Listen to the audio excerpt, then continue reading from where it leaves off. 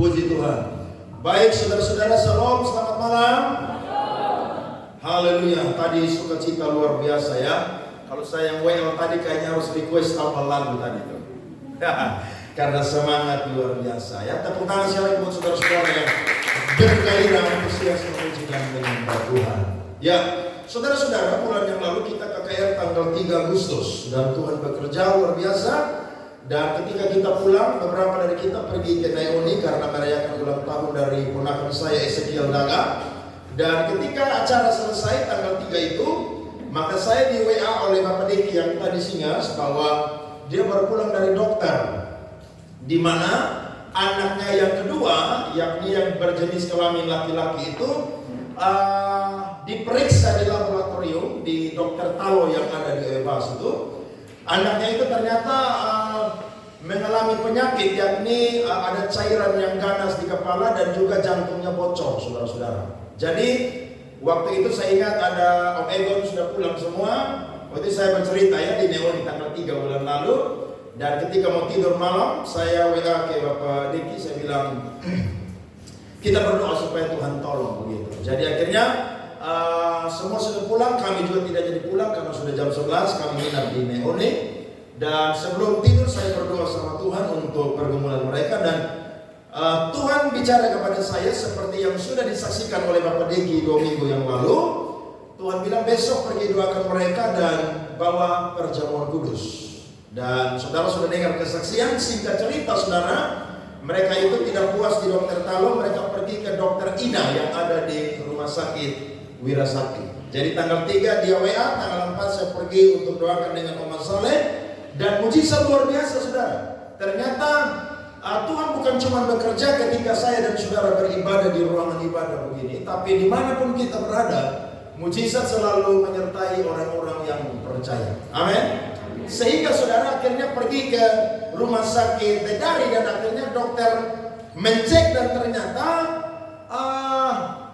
itu cairan itu berubah menjadi cairan yang biasa saja. Kemudian jantung yang bocor itu saudara ditambal oleh Tuhan. Jadi tidak sampai waktu 2 minggu saudara-saudara ternyata langsung mengalami kesembuhan. Dan akhirnya tanggal 18 Juli kemarin Bapak Deki dan Mama Sasa berbahagia karena anak yang ada itu boleh lahir sehingga dia sehat saudara-saudara. Hari ini sudah 3 minggu menuju kepada 1 bulan. Jadi saya percaya bahwa orang percaya itu dia akan mengalami firman dan mujizat ketika dia itu percaya kepada firman dan juga dia yakin bahwa mujizat tersedia bagi orang yang percaya kepada Tuhan. Amin saudara. Amin. Saya punya teman di Jakarta, saya bercerita dia punya anak mengalami sakit demikian. Itu operasi di Malaysia saudara, sekali operasi bisa 200-300 juta. Jadi saya yakin bahwa Tuhan tuh mengerti keadaan saya dan saudara. Sangat mengerti. Ya, dan puji Tuhan, mujizat banyak terjadi lewat KKR firman dan mujizat. Ada yang tidak punya anak bergumul, Mama Nadia di belakang waktu saya doa, waktu dia maju di depan, saya bilang Tuhan nanti kasih anak. Puji Tuhan lewat 3 bulan dia hamil saudara-saudara ya, dan kita berdoa karena mereka rindu untuk dapat anak laki-laki daripada Tuhan ya. Dan banyak sekali perkara-perkara yang ajaib yang Tuhan kerjakan. Dan malam ini saya percaya ada firman Tuhan yang datang yang akan menguatkan kita dan juga ada mujizat, ada tanda ajaib yang Tuhan akan kerjakan bagi saya dan saudara. Amin saudara-saudara. Saudara percaya amin saudara? Ada seorang bapak misionaris yakni namanya ada William Carey. William Carey pernah berkata bahwa harapkanlah perkara-perkara besar dari Allah, tetapi juga cobalah perkara-perkara besar untuk Tuhan. Jadi saya yakin kalau saya dan saudara harapkan perkara-perkara yang besar, maka Tuhan pasti akan menyediakan bagi saya dan saudara. Dan saya yakin semua itu bicara tentang waktu Tuhan yang tepat untuk saya dan saudara. Mari kita buka Alkitab kita pada malam hari ini. Saya akan bicara dari kitab 2 Raja-Raja pasalnya yang ke-6 ayatnya yang ke-24 sampai 30. Malam ini saya akan bicara tentang tema percaya firman, mujizat terjadi.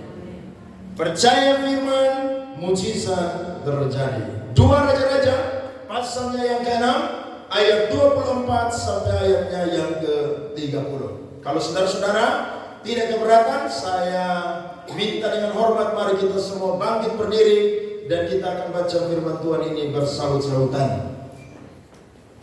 Saya ayat 24, saudara 25, nanti sama-sama ayat 27. Sudah ketemu semua? Amin. Tindakan Elisa pada waktu Samaria dikepung. Sesudah itu Ben-Hadad, Raja Aram, menghimpunkan seluruh tentaranya, lalu maju mengepung Samaria. Ayat 25.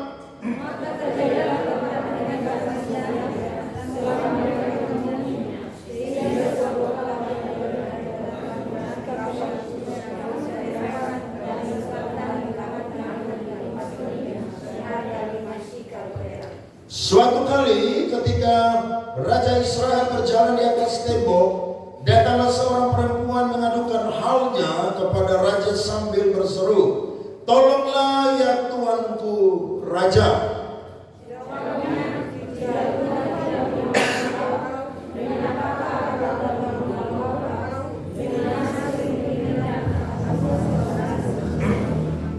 Kemudian bertanyalah raja kepadanya, "Ada apa?"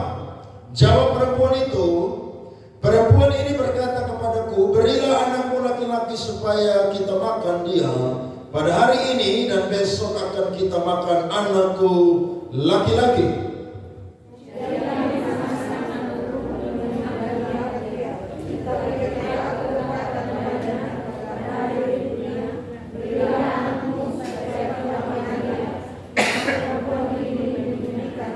Sama-sama.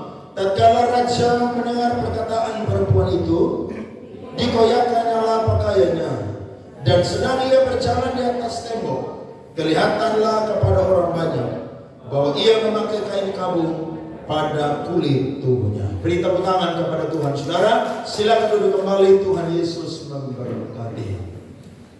Ketika Raja Salomo itu memimpin kerajaan Israel, maka Tuhan telah berjanji bahwa ketika engkau menyimpang dari perintah-perintahku, maka hukuman akan engkau dapatkan. Dan kenyataan yang terjadi waktu Salomo itu tua, saudara-saudara, hati dia itu dicondongkan oleh istri-istrinya yang jumlahnya 700 dan juga gundik 300 itu, yakni dia itu menyimpang dan menyembah dewa-dewa daripada Allah asing.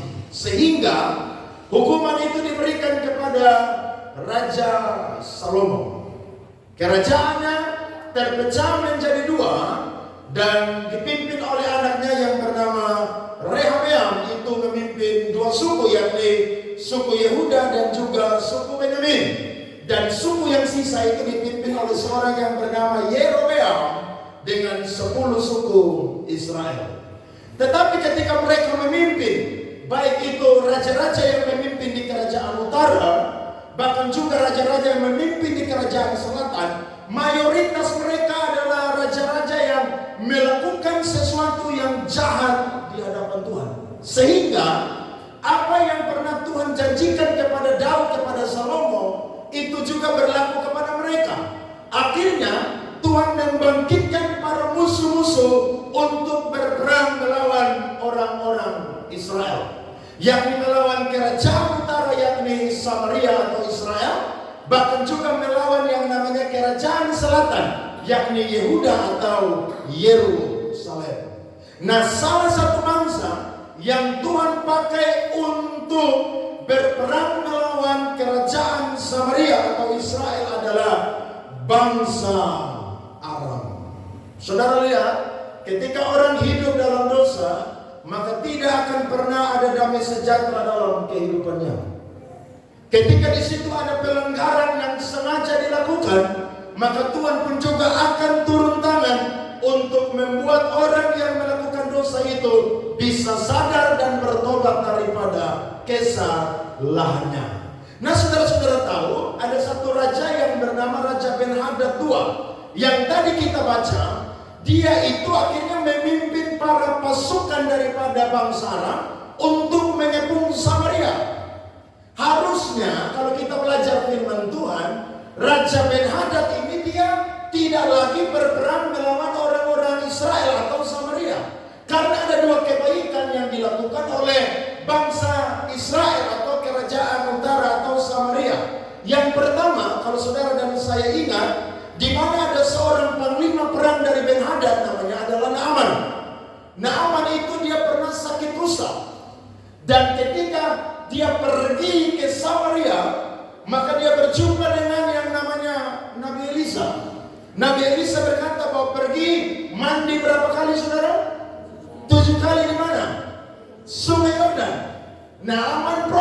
Sampai dia bilang, di tempat saya, di Damsyik, itu sungai-sungai itu lebih jernih, lebih bersih.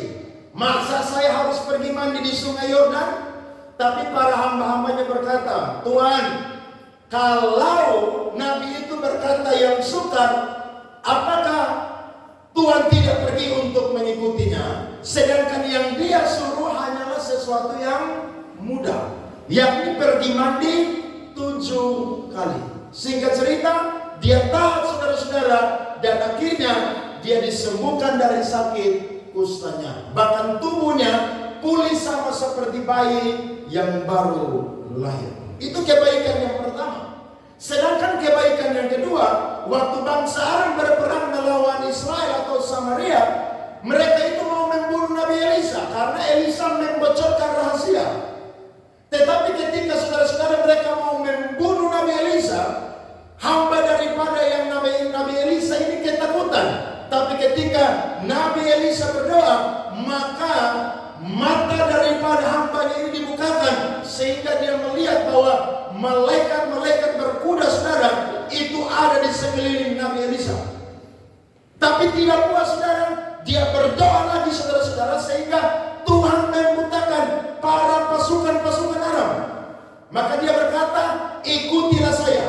Dia pimpin mereka saudara bukan kemana-mana, tapi dia pimpin mereka masuk ke daerah Samaria. Sampai di sana harusnya mereka itu dibunuh. Tapi Elisa bilang begini, kali ini jangan bunuh mereka, tapi kasih makan mereka. Saudara bisa bayangkan, musuh dikasih makan loh. Jadi itu kebaikan yang sangat luar biasa. Saudara perhatikan ayat 23 di pasal yang ke-6 di atas, atau ayat saja. Lihat 2 Raja-Raja 6 ayat 23. Disediakannya bagi mereka, apa itu saudara? Jamuan yang besar. Maka makan dan minumlah mereka. Sesudah itu saudara, dibiarkan apa saudara-saudara? Mereka pulang kepada Tuhan mereka. Sejak itu tidak ada lagi gerombolan-gerombolan Aram memasuki negeri Israel. Tapi Alkitab mencatat ternyata Ben-Hadad ini saudara, dia melupakan kebaikan daripada Nabi Elisa, bahkan juga kebaikan daripada orang-orang Samaria. Alkitab berkata, dia pimpin para pasukannya saudara untuk kebun Samaria. Dan penafsir Alkitab berkata, mereka kebun bukan 1 minggu, 2 minggu, bukan 1-2 bulan, tapi saudara-saudara kurang lebih mereka kebun itu saudara 7 tahun saudara. Sehingga lewat kepungan mereka, orang-orang Israel atau Samaria tidak bisa keluar dari kota mereka. Akhirnya yang terjadi saudara-saudara, kelaparan melanda Samaria. Sampai-sampai Alkitab mencatat tadi, kepala dari yang namanya binatang apa saudara? Keledai itu berharga 80 sikal. Keledai itu binatang haram yang tidak boleh dimakan oleh orang Israel. Karena keledai itu adalah hewan yang tidak memang biak. Saudara buka Imamat 11 ayat 26. Alkitab berkata, Imamat 11 ayat 26. Perhatikan di depan saja. Mari kita lihat firman Tuhan. Imamat pasal 11 ayat 26. Yakni segala binatang yang berkuku belah tetapi tidak bersela panjang, dan yang tidak memamah biak, haram semuanya itu bagimu, dan setiap orang yang kena kepadanya menjadi apa? Najis. Ini binatang yang tidak boleh dimakan oleh orang Israel. Saudara tahu orang Israel itu taat kepada hukum Taurat itu mutlak. Tapi karena gara-gara kelaparan 7 tahun saudara-saudara, binatang yang haram itu menjadi halal. Termasuk babi juga haram. Tapi bagi orang Kupang dan orang NTB, babi itu halal saudara-saudara. Jangan tunggu kelaparan. Tidak ada kelaparan juga, makan tiap hari. Dan 80 sikal kalau dirupiahkan saudara, itu kurang lebih jumlahnya adalah 9 juta rupiah. Jadi ini makanan yang haram menjadi makanan yang darurat. Indomie dan telur rebus masih baik, saudara-saudara. Tapi keledai ini kepalanya dijual, saudara, dengan harga 9 juta rupiah. Bahkan saudara-saudara, tai merpati saja itu dijual, saudara-saudara, dengan harga 8 sikal itu perak. Kotoran merpati, saudara, itu dijual 8 sikal perak, atau jumlahnya kalau dirupiahkan yakni 600.000 rupiah. Nah, saya dan saudara perlu pelajari kotoran daripada merpati itu, saudara, apa sih? Supaya saya dan saudara jangan salah menafsirkan Alkitab. Saya coba cari datanya, dan ternyata ditemukan menurut King James Version dan juga English Standard Version itu mempertahankan frasa tahi merpati. Sedangkan New International Version memilih biji polong. Sedangkan New Jerusalem Bible itu memilih yang namanya bawang liar. Bahkan juga ditambahkan oleh Geneva Bible menyebut bahwa kotoran itu digunakan sebagai bahan bakar untuk api. Dan yang terakhir, ada seorang sejarawan Yahudi yang terkenal namanya Flavius Josephus. Dia berkata bahwa tai merpati itu, saudara-saudara, adalah pengganti daripada garam. Berarti secara hurufiah bukan tai merpati yang dimakan. Betul? Tidak. Penafsirannya berbeda-beda. Tapi dari apa yang kita baca, saudara-saudara, ternyata saking kelaparannya mereka, semua itu menjadi mahal. Harga-harga komoditas menjadi apa? Mahal. Bahkan terjadi yang namanya inflasi, yakni kerugian barang dan jasa yang berkepanjangan, yang tidak tahu kapan waktunya akan terjadi pemulihan. Sampai-sampai mereka mau makan anak mereka sendiri. Kira-kira kalau saudara dan saya baca latar belakang ini atau dengar, apakah hal yang mustahil ini bisa menjadi tidak mustahil bagi Tuhan? Menurut pemikiran kita itu mustahil. Karena Raja Yoram sendiri, saudara, dia berkata, sedangkan Tuhan saja tidak bisa menolong, apalagi saya.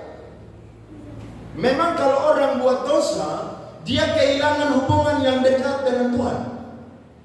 Alkitab berkata, Allah memberitahukan perjanjiannya kepada orang yang bergaul karib dengan Tuhan. Orang yang tidak bergaul karib dengan Tuhan tidak akan mendapatkan rahasia daripada Tuhan. Dan saya percaya, rahasia yang Tuhan akan bukakan adalah janji firman Tuhan. Amin. Lihat pasal 7 ayat yang pertama. Menurut Raja mustahil, menurut Raja masyarakat orang-orang Samaria mustahil. Tetapi menurut Allah, saudara, tidak mustahil. Lihat 2 Raja-Raja pasal 7 ayat pertama. Lalu berkatalah Elisa, dengarlah firman Tuhan. Beginilah firman Tuhan, besok kira-kira waktu ini sesuka tepung yang terbaik, bukan yang biasa, saudara, yang terbaik akan berharga sesikal, dan 2 sukat jelai akan berharga sesikal di pintu gerbang Samaria. Saudara lihat, di saat keadaan krisis terjadi, di saat kenyataan, saudara, mustahil, di situ muncul firman Tuhan, saudara. Saya mau berkata, kenyataan saya dan saudara mungkin hari ini, betul, kenyataan.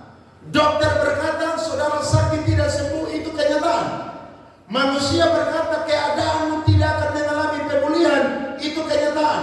Tapi saya mau bilang, firman Tuhan adalah kebenaran. Kebenaran lebih daripada apa, saudara? Kenyataan. Menurut manusia, mustahil. Tapi saudara tahu ada satu nabi yang Tuhan pakai dengan luar biasa. Namanya adalah Nabi Elisa. Dia berkata, besok tepung yang terbaik akan harga 1 sikal. Bahkan 2 sukat jelai akan berharga berapa sikal, saudara? 1 sikap. Waktu kita renungkan firman Tuhan ini, Raja Yoram yang pertama salahkan Nabi Elisa. Dia berkata bahwa kelaparan yang terjadi ini gara-gara Nabi Elisa. Saudara lihat ayatnya yang ke-31. Pasal 6 tadi, 2 raja-raja. Di atas firman Tuhan berkata, lalu berkatalah raja, beginilah kiranya Allah menghukum aku, bahkan lebih daripada itu, jika masih tinggal kepala Elisa bin Safat di atas tubuhnya pada hari ini. Jadi raja bilang begini, gara-gara Nabi Elisa kita ini kelaparan. Saudara lihat tuh, raja salahkan hamba Tuhan. Padahal ini raja ini yang jahat. Raja jahat salahkan hamba Tuhan. Bahkan saudara-saudara tahu yang lebih parah, dia bilang ini Tuhan yang salah. Saudara lihat pasal 6 tadi, ayat 33. Alkitab berkata pasal 6 ayat 33, selagi ia berbicara dengan mereka atau Nabi Elisa, datanglah raja mendapatkan dia. Berkatalah raja kepadanya, sesungguhnya malapetaka ini adalah daripada siapa? Tuhan. Mengapa aku berharap lagi kepada Tuhan lagi? Lihat tuh, yang pertama salahkan hamba Tuhan, yang kedua salahkan siapa? Tuhan. Kebanyakan manusia kan model begini. Waktu dia punya hidup susah, dia salahkan siapa? Tuhan. Padahal harusnya dia coba merenungkan, kira-kira saya punya keadaan model begini, apa yang saya perbuat sehingga yang ada bukan berkat, tapi yang ada itu apa? Kutuk. Tidak semua kasus itu kutuk, saudara. Kadang-kadang Tuhan izinkan pergumulan itu karena Tuhan mau mengangkat saya dan saudara. Amin. Tapi kadang-kadang juga saya dan saudara melakukan dosa. Nah, dosa itu akan mengakibatkan kutuk, bukan berkat. Tapi saya mau berkata kepada kita bahwa Allah mengasihi kita, sehingga Tuhan selalu memberikan janji firman-Nya kepada saya dan saudara. Firman Tuhan datang melalui Nabi Elisa bahwa besok akan terjadi mujizat. Saudara percaya bahwa hari besok saya dan saudara masih ada mujizat? Anak-anak muda percaya bahwa masa depanmu masih ada mujizat? Yang belum dapat jodoh percaya bahwa Tuhan sediakan jodoh bagi saudara-saudara? Nah, aminnya kecil, yang amin sudah ibu-ibu tuh. Harusnya jangan ibu-ibu yang sudah nikah yang amin. Yang masih single atau yang masih jomblo, saya yakin bahwa malam hari ini ada yang bergumul tentang jodoh, atau ada yang mau punya karunia seperti Rasul Paulus. Nanti sebentar maju saya doakan saudara. Percaya saya doakan sampai mati saudara tidak akan dapat jodoh. Harus jujur. Kalau mau dapat mujizat harus apa? Jujur. Saudara ingat firman? Waktu orang-orang nabi-nabi itu tinggal sesaat, mereka bilang kepada Nabi Elisa, kita tinggal udah penuh banyak orang nih, kita bangun rumah di tempat lain. Mereka pergi potong kayu, saudara, tiba-tiba kapak itu jatuh dalam sungai. Mereka kebingungan bagaimana caranya, karena tidak mungkin dapat itu mata kapak, saudara. Tapi Elisa tanya, jatuh di mana? Di situ Tuhan ke Elisa. Elisa ambil sepotong kayu, lempar, saudara. Bayangkan, besi yang berat, saudara, muncul terapung. Bagaimana mujizat bisa terjadi? Karena apa? Jujur. Saudara tenggelam di laut, apakah bisa terapung kembali? Bisa. Kalau saudara bilang, Tuhan tolong saya tidak tahu berenang. Pasti Tuhan akan angkat saudara, terapung kembali. Saudara tidak jadi timah di laut. Betul saudara? Saya percaya bahwa Tuhan terus bekerja, saudara-saudara. Bahkan sampai malam hari ini pun juga Tuhan bekerja untuk saya dan saudara. Tapi kadang-kadang saudara, firman Tuhan datang, ada orang-orang yang tidak mau percaya firman. Saudara lihat ayatnya yang kedua dari pasal 7 yang tadi. Kita lihat firman Tuhan. Tetapi perwira yang menjadi ajudan raja menjawab api Allah, katanya, sekalipun Tuhan membuat tingkap-tingkap di langit, masakan hal itu mungkin terjadi? Jawab api Allah, sesungguhnya engkau akan melihatnya dengan matamu sendiri, tetapi tidak akan makan apa-apa daripadanya. Saudara lihat, firman Tuhan datang, tapi ada orang yang tidak mau percaya firman. Saudara harus pastikan, setiap kali saudara ada di tempat ibadah, baik gereja, persekutuan doa, KKR, KPI, seminar, kalau firman Tuhan datang kepada saya dan saudara dan itu kebenaran, saya dan saudara harus belajar percaya kepada janji firman Tuhan itu. Amin. Harus belajar percaya, walaupun secara kenyataan mustahil. Bagaimana mungkin kita bisa dapat tepung yang terbaik, kita bisa dapat jelai yang terbaik, sementara tentara Samaria itu mengepung orang-orang, tentara Aram itu mengepung orang-orang Samaria. Mustahil. Secara manusia, saudara, mustahil. Tapi sekali lagi saya mau bilang, Allah terlalu punya banyak cara untuk menolong saya dan saudara. Amin. Saya yakin Allah terlalu punya banyak cara. Dan kalau orang yang sudah pernah mengalami pertolongan Tuhan, dia akan percaya kepada Tuhan masih bekerja sampai hari ini. Tapi kalau saudara yang belum pernah mengalami pertolongan Tuhan pun juga, malam ini ada janji firman Tuhan buat saudara-saudara. Tuhan akan menolong saya dan saudara dalam pergumulan kita pribadi lepas pribadi. Amin. Bagaimana cara Tuhan bekerja, saudara? Ternyata cara Tuhan bekerja itu di luar nalar. Cara Tuhan bekerja itu di luar konsep saya dan saudara. Waktu Tuhan bekerja, saudara, tidak pernah terpikirkan oleh kita. Itu yang Paulus bilang, 1 Korintus 2:9. Apa yang tidak pernah dilihat oleh mata, yang tidak pernah didengar oleh telinga, yang tidak pernah timbul dari dalam hati, disediakan bagi Allah, bagi orang-orang yang mengasihi Dia. Tuhan janji begitu, saudara-saudara. Akhirnya, ternyata apa yang menjadi janji firman Tuhan, Tuhan bekerja dengan luar biasa. Saudara, perhatikan firman Tuhan. 2 Raja-Raja pasal 7 ayat 3 sampai 7. Firman Tuhan berkata, ada 4 orang yang sakit kusta. Ada di depan mana, saudara? Saudara tahu orang sakit kusta? Orang sakit kusta itu orang yang diasingkan. Orang yang sakit kusta itu tidak bisa menolong, betul atau tidak? Orang yang sakit kusta itu justru butuh pertolongan. Tapi saudara lihat, yang Tuhan pakai siapa? Coba lihat kiri kanan. Lihat Tuhan bicara kerajaan.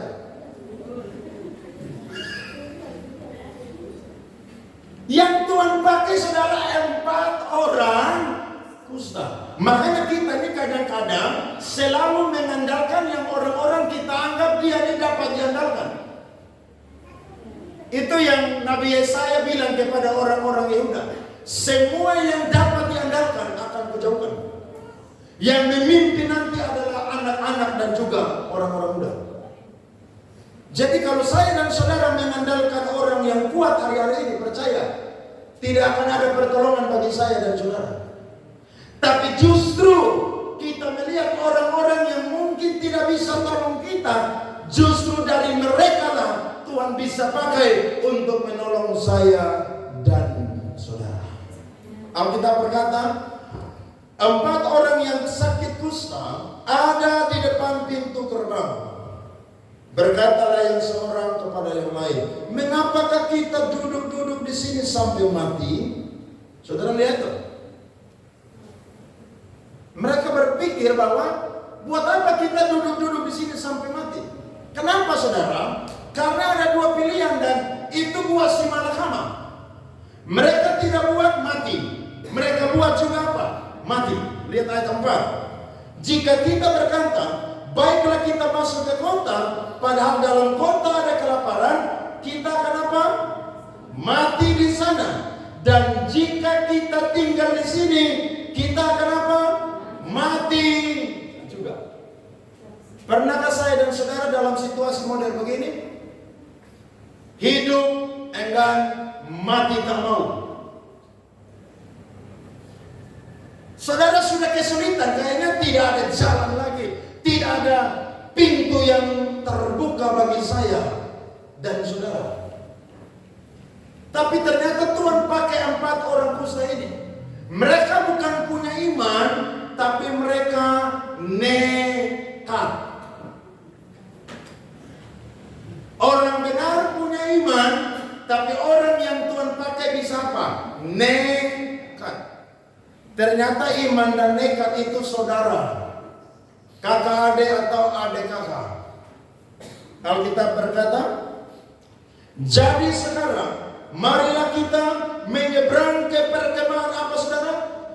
Bayangkan saudara, orang Israel yang lagi sehat-sehat takut mau menyerang perkemahan Arab. Mereka yang sakit kusta, yang parah-parah saudara, mereka bilang, mari kita pergi serang perkemahan apa? Kadang-kadang orang yang dengar firman lebih parah dari orang yang sakit kusta, tidak percaya. Sementara orang yang tidak pernah dengar firman lebih nekat saudara-saudara. Itu yang saya selalu bilang kepada anak-anak muda. Kalau engkau mau berhasil, engkau harus nekat. Saya merantau 11 tahun di Jawa, 4 tahun di Bandung, 7 tahun di Jakarta. Dan saya selalu ketemu anak-anak yang berhasil. Saya tanya, rahasia bagaimana kamu bisa ada di sini dan berhasil? Dia bilang, Pak Andre, modalnya cuma satu, nekat. Memang kalau nekat itu saudara udah tidak pusing resikonya apa. Yang penting berhasil. Ada anak muda mau tes tentara, uang tidak ada, tapi modal apa? Nekat. Bapak tidak punya uang, mama tidak punya uang, tapi modal apa saudara? Modal tinggi, modal fisik saudara, lari kuat, berenang kuat. Dia bilang, saya nekat aja deh, mau jadi gak jadi tentara bukan urusan. Yang penting apa? Nekat. Nah kebanyakan orang-orang yang nekat itu yang apa? Berhasil. Kita yang dengar firman hampir tiap minggu, kadang-kadang tidak mau nekat. Saudara-saudara, ini pelajaran yang sederhana tapi memberkati kita saudara. Ada orang mau berani buka usaha tapi tidak mau nekat. Lo buka usaha itu harus nekat. Saudara lihat, saudara-saudara kita yang dari Sulawesi, mereka buka kios itu saudara 10 meter kios, 10 meter kios. Apakah mereka tidak ketakutan? Ketakutan. Tapi karena mereka sudah merantau harus hidup, berarti apa? Nekat aja, betul nggak? Biar mau ada Alfamart, ke Indomaret, tetap aja laku. Namanya manusia kan tiap hari butuh makanan kan? Harus beli di kios, sembako, toko dan lain sebagainya. Ternyata Tuhan pakai 4 orang kusta ini untuk menghadirkan apa yang sudah disampaikan oleh Nabi Elisa. Perhatikan firman Tuhan ayat 5. Lalu pada waktu senja bangkitlah mereka masuk ke tempat perkemahan orang Aram. Tetapi ketika mereka sampai ke pinggir tempat perkemahan orang Aram itu, tampaklah apa saudara? Tidak ada orang di sana. Saudara lihat, mereka nekat, ternyata nekat itu membuahkan hasil.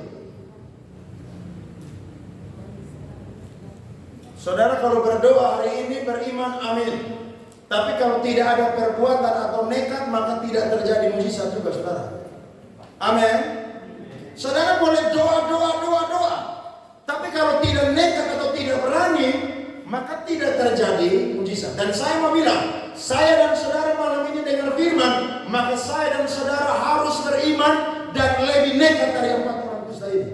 Amin. Saya pulang Kupang aja bangun ini gereja, saudara, iman dan nekat. Karena saya udah ngeband di Jakarta enak-enak, Tuhan suruh pulang Kupang, buka gereja. Saya bilang, Tuhan, saya ini lebih cocok jadi anak band. Jadi pendeta tuh tidak enak, baca firman tiap hari, baca buku tiap hari, doa puasa tiap minggu, jemaat tidak hadir cari jemaat. Tuhan suruh saya pulang Kupang. Sementara mau bangun gereja, uang dari mana? Saudara lihat, yang saya bagikan kepada saudara pada malam hari ini adalah apa? Saya nekat aja. Karena saya doa Tuhan bilang begini, 4 tahun saya tolong kamu di Bandung, 7 tahun saya tolong kamu di Jakarta. Masa di kampung kelahiran kamu sendiri saya tidak bisa tolong kamu? Waktu saya dapat pesan itu, maka saya apa saudara? Nekat. Jadi nekat itu adiknya siapa saudara? Iman. Kalau ada anak saudara, 2 orang kasih nama yang pertama iman, yang kedua kasih nama apa? Nekat juga bagus. Seperti orang Medan dan orang Nias, waktu mamanya lahir, ketika lihat meja, maka anaknya nama apa? Meja, saudara. Anak mamanya lihat kursi, maka anaknya namanya apa, saudara? Kursi. Jadi malam hari ini ada saudara yang dengar firman yang lagi bergumul tentang anak. Kalau Tuhan kasih anak, kasih nama dia iman dan apa? Nekat, saudara-saudara. Tuhan kalau kerja itu saudara luar biasa. Ayat 6, sebab Tuhan telah apa? Membuat tentara Aram itu mendengar bunyi kereta, bunyi kuda, bunyi tentara yang besar. Sehingga apa? Berkatalah yang seorang kepada yang lain, sesungguhnya Raja Israel telah mengubah raja-raja orang Het dan orang-orang raja-raja orang Misraim melawan kita. Supaya apa? Padahal tidak ada. Tapi Tuhan bisa kasih bunyi di telinga mereka. Ada pasukan Israel berkoalisi dengan raja-raja dari Kanaan, saudara, untuk berperang melawan bangsa Arab. Sekali lagi, saudara percaya janji firman Tuhan? Kalau saudara percaya, mujizat itu terjadi. Tapi kalau saudara tidak percaya, nanti kita lihat di ending dari kisah ini. Perwira yang tidak percaya itu, saudara, mati diinjak-injak. Karena orang yang tidak percaya firman sama saja menghina Tuhan dan perkataan Tuhan. Alkitab berkata ayat yang ke-7, karena itu bangkitlah mereka melarikan diri pada waktu senja, dengan meninggalkan kemah dan kuda dan keledai mereka serta tempat perkemahan itu. Dengan begitu saja mereka melarikan diri menyelamatkan apa? Nyawanya. Saudara lihat tuh, Tuhan kalau bekerja sederhana, saudara.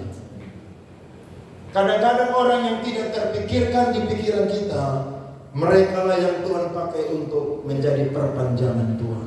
Amin, tangan Tuhan. Kadang-kadang saya dan saudara merasa tidak ada jalan lagi, tapi ternyata Tuhan sanggup buat jalan, saudara. Tuhan kasih kedengaran kepada mereka bahwa pasukan Israel datang koalisi bersama dengan raja-raja orang Het dan lain sebagainya. Mereka lari meninggalkan perkemahan mereka. Mereka tidak pusing lagi dengan apa? Barang-barang mereka. Dan Alkitab berkata, lihat, orang yang nekat, mereka adalah orang yang pertama kali merasakan pertolongan Tuhan. Lihat ayat di bawah. Ayat 8 berkata, ketika orang-orang yang sakit kusta itu sampai ke pinggir tempat perkemahan, masuklah mereka ke dalam sebuah kemah. Lalu apa, saudara? Makan dan apa?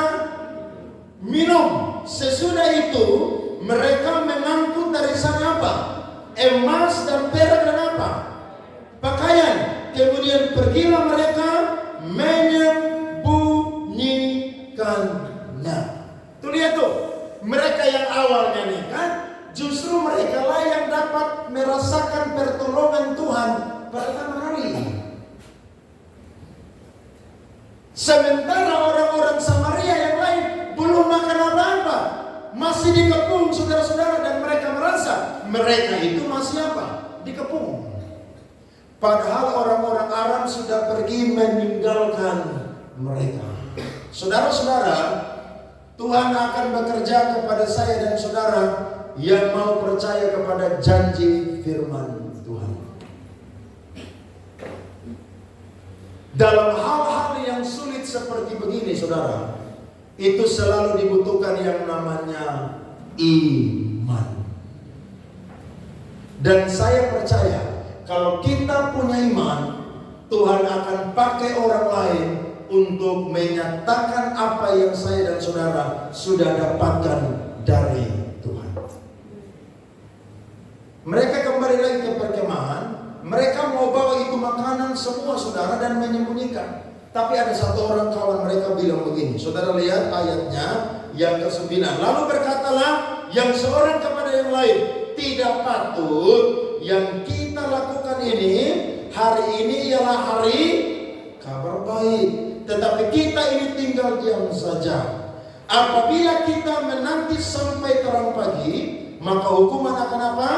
Menimpa kita. Jadi sekarang marilah kita pergi menghadap untuk memberitahukan hal ini ke istana raja.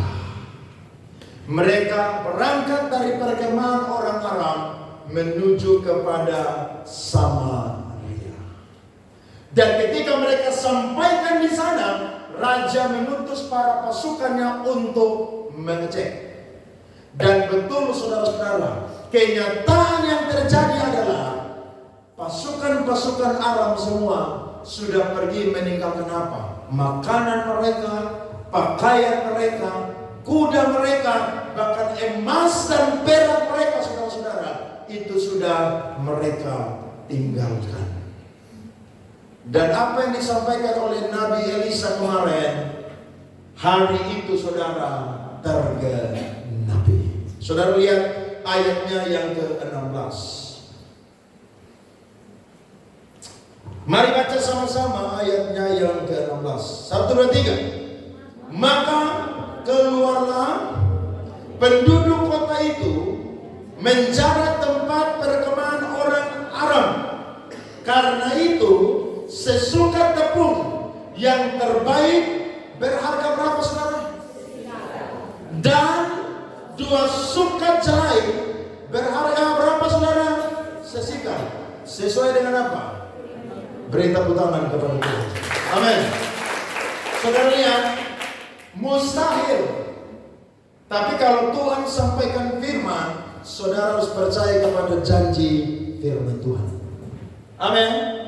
Kalau saudara dengar khotbah, jangan saudara dengar biasa-biasa. Makanya saya suka khotbah di tempat-tempat yang lain di luar gereja ini. Itu kadang-kadang saya bertemu dengan persekutuan doa yang dimana orang-orangnya antusias dengar firman. Ketika mereka dengar firman, mereka diberkati saudara. Mereka itu tidak jaim-jaim untuk bilang apa? Amin. Dan saya mau bilang, ketika saudara bilang amin, itu saudara sedang meresponi firman Tuhan. Saudara tidak percaya urusan saudara. Saudara tidak percaya firman, saudara tidak akan mengalami firman. Tapi kalau saudara percaya firman, maka saudara akan mengalami apa saudara? Firman Tuhan. Alkitab berkata, betul yang disampaikan oleh Nabi Elisa. Tepung yang terbaik berharga 1 sikal. 2 sukat jelai berharga berapa saudara? 1 sikal. Saudara percaya bahwa firman Tuhan datang tidak pernah kembali dengan sia-sia? Mari buka Mazmur 12 ayat 7 dan 8. Firman Tuhan berkata, Mazmur 12 ayat 7 dan 8. Mari baca sama-sama ya. Sudah ketemu? Mazmur 12 ayat 7 dan 8. 1, 2, 3. Janji Tuhan adalah janji yang murni, bagaikan perak yang teruji, 7 kali dimurnikan dalam apa?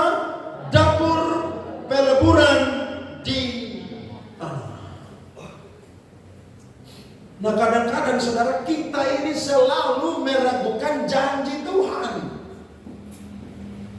Saudara kalau ada di gereja, saudara pulang dari gereja, dari ibadah, saudara yang tidak percaya firman harus berubah menjadi orang yang percaya firman. Saudara sebelum datang ke gereja, saudara itu skeptis atau ragu dengan pertolongan Tuhan atau mujizat. Tapi waktu saudara dengar firman dan pulang, saudara percaya bahwa mujizat masih terjadi bagi orang yang percaya kepada janji firman Tuhan. Amin. Yesus bilang apa? Kalau engkau punya iman sebesar biji sesawi saja, engkau berkata kepada gunung itu pindah, maka gunung itu akan apa saudara? Pindah. Gunung itu bicara apa? Masalah, tantangan, pergumulan saya dan saudara. Dan Alkitab selalu bilang, mujizat selalu terjadi. Waktu orang Israel dikepung oleh Firaun dan para pasukannya, orang Israel marah-marah kepada Musa. Mereka bilang, Musa, mengapa engkau bawa kami keluar dari Mesir?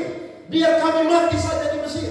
Musa sebagai manusia yang baru dipanggil oleh Allah, dia sendiri pun juga kebingungan. Tapi Tuhan kasih modal kepada Musa, satu benda yang namanya apa saudara? Tongkat. Tuhan bilang apa Musa? Ulurkan ke laut Teberau, pukul laut itu. Maka saudara tahu, sejarah membuktikan tidak pernah orang dimanapun atau bangsa dimanapun berjalan menyeberangi lautan yang menjadi kering.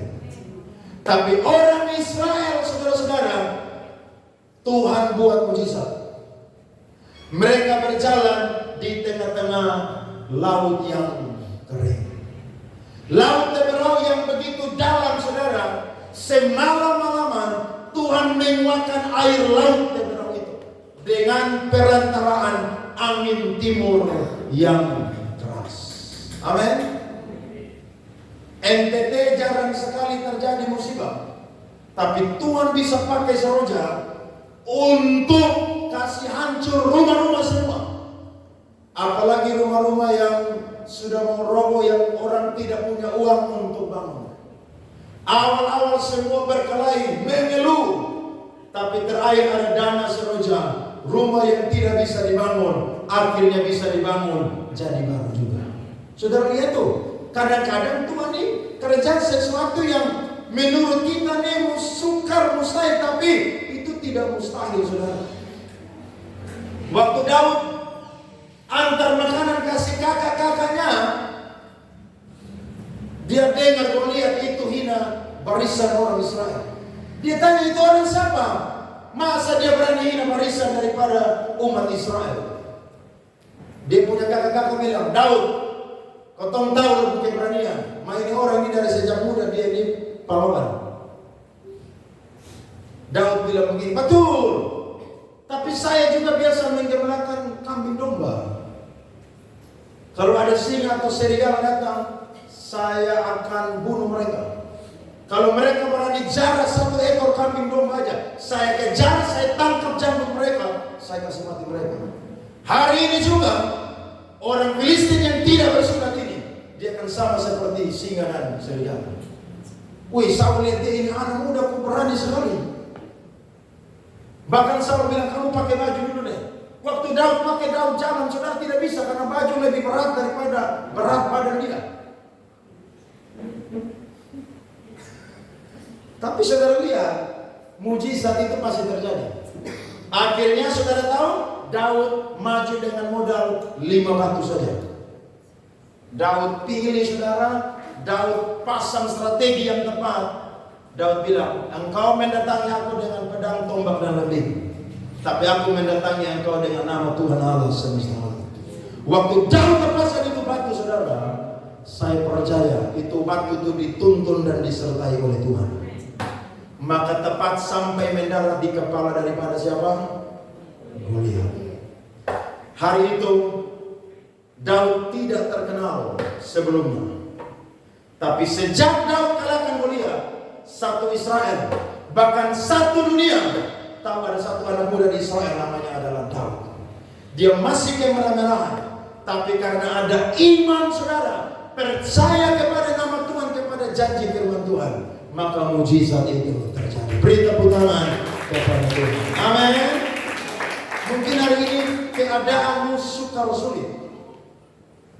Dan saya percaya semua kita yang ada ikut KKR malam hari ini, saudara punya pergumulan masing-masing. Dan menurut saya dan saudara mustahil ada pertolongan. Secara manusia mustahil. Tapi malam hari ini Tuhan membutuhkan kesempatan daripada saya dan saudara untuk percaya kepada janji firman Tuhan. Kalau orang Israel Tuhan sanggup tolong, saya percaya, kita orang percaya pun juga Tuhan sanggup menolong saya dan saudara. Amin. Apapun masalah kita saudara-saudara, Tuhan sanggup menyelesaikannya bagi saya dan saudara. Jadi ketika kita ikut KKR, saudara, iman kita tuh dibangkitkan, saudara-saudara. Iman kita timbul karena apa? Dengar firman Tuhan. Kita dapat mujizat pertolongan di sini, kita pulang keluar dari tempat ini dapat pertolongan dan mujizat pun juga. Karena Allah selalu bekerja, saudara-saudara, selalu bagi orang-orang yang percaya. Dan Alkitab berkata, mari kita lihat ayatnya yang ke-18 sampai ayat yang ke-20. Firman Tuhan terakhir untuk kita. 2 Raja-Raja 7 ayat 18 sampai 20. Dan terjadi juga seperti yang dikatakan abdi Allah itu kepada raja. 2 sukat jelai akan berharga sesikal, dan sesukat tepung yang terbaik akan berharga sesikal. Besok kira-kira waktu ini di pintu gerbang Samaria. Pada waktu itu si perwira menjawab abdi Allah itu, sekalipun Tuhan membuat tingkap-tingkap di langit. Saudara lihat, ini orang yang tidak mau percaya kepada janji firman Tuhan.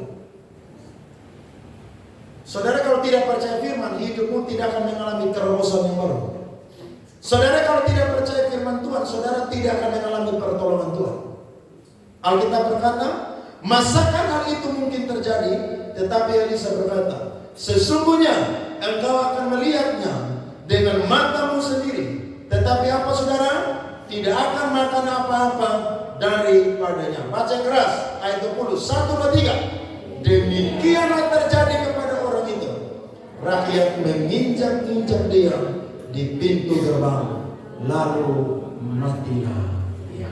Korek kiri kananmu, jangan jadi seperti perwira ini. Amin.